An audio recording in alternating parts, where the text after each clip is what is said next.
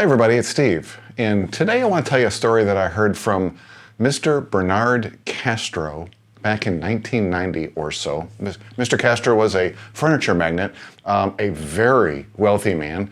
At one point he owned something like 120 furniture stores and the factory that made the furniture, some of the furniture for these stores. He did well for himself.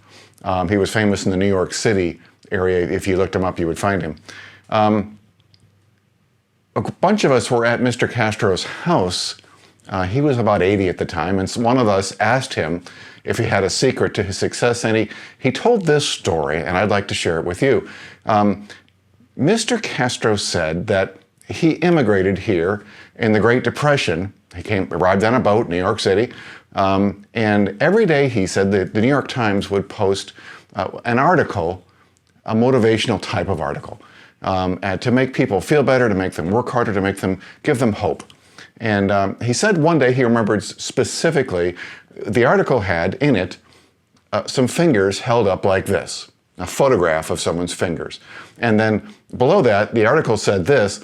It said, a race was run today at Belmont, and a horse race, and there was a huge jackpot. They listed the jackpot.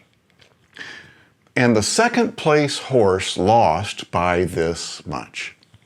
So the article went on and said, how do you think that jockey would feel if he knew at the beginning of the day, at the beginning of the month, maybe the beginning of the year, that he was going to lose this very important race by that much?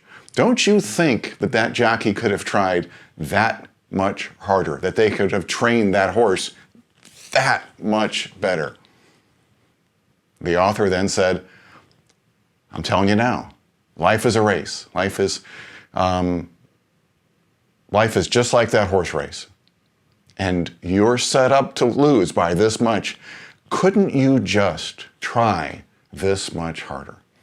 And that story changed Mr. Castro's life, and it changed mine. Since I heard it, I think about it often. I think about, can I do just this much better? And so I challenge you today to look at your family relationships. Look at your parents and your relationships with your children and your spouse if you have one. Can you try that much harder? Your relationship with your church, can you give that much more to your church family, to your pastor, and to your God? Can you give just this much more? It's a great story. I love telling you. Thank you very much. See you next time.